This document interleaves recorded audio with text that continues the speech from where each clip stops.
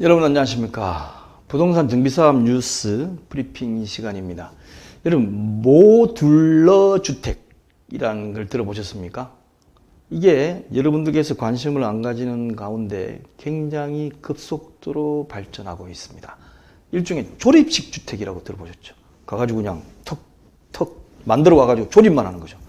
레고를 보시면 레고에 집을 만들든 로봇을 만들든 그 모양대로 가가지고 이제 블록을 쌓아가지고 올려가지 않습니까? 그게 모듈러 주택이라고 생각하시면 돼요. 근데 이것이 과연 향후 주택시장에 미칠 영향이 어떠냐? 이것은 특히 소규모 주택 정비 사업을 하는 분들한테 영향이 빨리 올 수가 있습니다. 왜냐하면 모듈러 주택이 여러 가지 공기도 단축하고 가격도 싼데 그 층수가 높은 것은 아직까지는 해결이 안 되고 있습니다. 그렇기 때문에 층수가 별로 그다지 높지 않고 규모가 적은 경우는 모듈러 주택으로 하는 것이 훨씬 유리할 수도 있고 굉장히 빠른 속도로 진행이 됩니다. 자, 그럼 보겠습니다.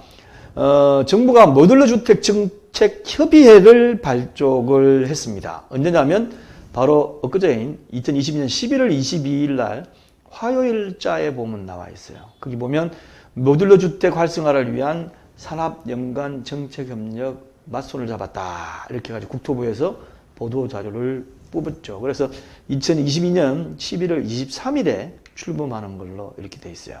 여기에 보면 국토교통부하고 그 다음에 한국토지주택공사 LH, 그 다음에 한국건설기술연구원, 대한건축학회, 한국철강협회, 스마트 모듈러 포럼 등이 해가지고 11월 23일 업무여갑식을 시작으로 반기마다, 분기는 석 달마다, 반기는 어떻습니까?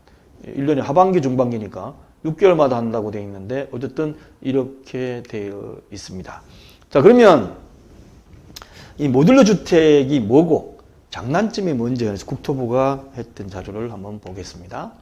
모듈러 주택으로 보면 대표적인 공업화 주택으로서 창호, 벽체, 전기배선, 배관, 욕실, 주방기구 등의 자재와 부품이 선조립된 이미 먼저 조립된 박스 형태의 모듈을 공장에서 제작하여 현장에 운반 후 조립 설치하는 방식이에요. 그러니까 어떻습니까? 창호, 벽체, 전기배선, 배관, 욕실 이런 거를 이미 딴 데서 만들어 놓습니다.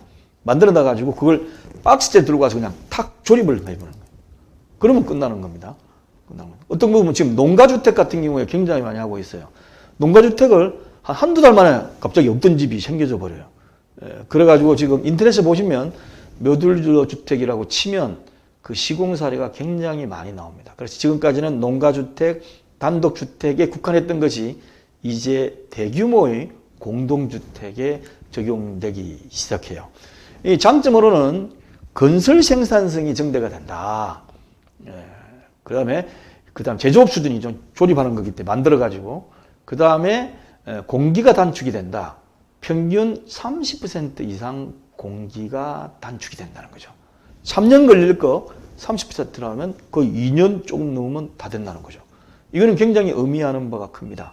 특히 소규모가 됐든 대규모가 됐든 정비사업을 하는 경우는 2주를 나가가지고 어떻습니까? 그 기간 동안 딴 데 있어야 되기 때문에 대출비 이자 큽니다.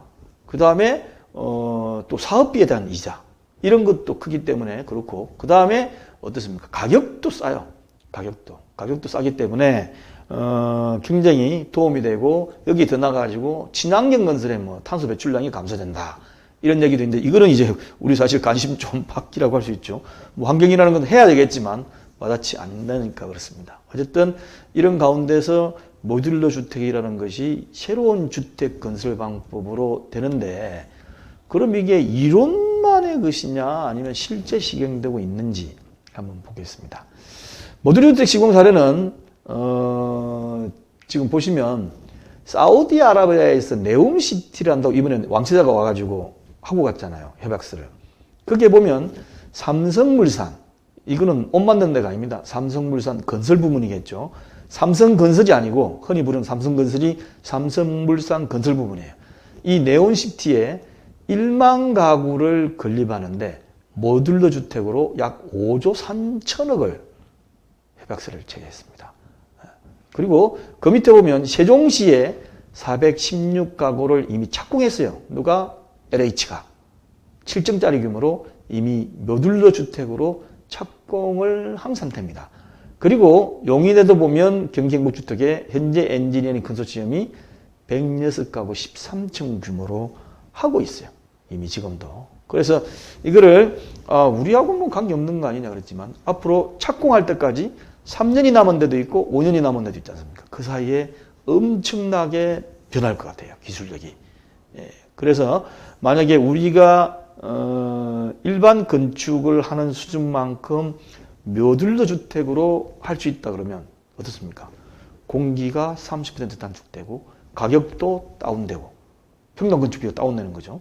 그렇게 되면 양쪽에서 이득을 얻기 때문에 지금보다 더 많은 사업 수익을 얻을 수가 있고 그렇게 되면 어떻게 되죠? 조합원들 추가 분담금이 줄어들고 그 추가 분담금이 줄어들면 사업을 원활하게 진행해 갈 수 있는 겁니다. 그래서 이 모듈러 주택이 제가 보기엔 저도 관심이 많아요. 그리고 실제 해놓은 거 보면 상당히 수준이 높아져가 있습니다. 그건 뭐 약간 뭐 국민주택, 임대주택이나 짓는 거지 이렇게 생각하시면 안 돼요. 당연히 질을 높여가지고 할 거라고 저는 생각됩니다. 그래서 조합장님이나 아니면 임원들, 특히 이분들은 모듈러 주택이 어떻게 발전되고 있는지 가끔 영상을 다해서 한번 보시고 그 다음에 시공사고의 착공하기 전에 이런 식으로 좀 해가지고 빨리 끝낼 수 없느냐 하는 것이 한번 협의를 해볼 필요성도 있을 것 같습니다. 자, 홈페이지인 r119co.kr에 들어가셔가지고 김조영의 부동산 세상 밑에 부동산 정비사업 뉴스 브리핑란에 넣어놓도록 하겠습니다. 감사합니다.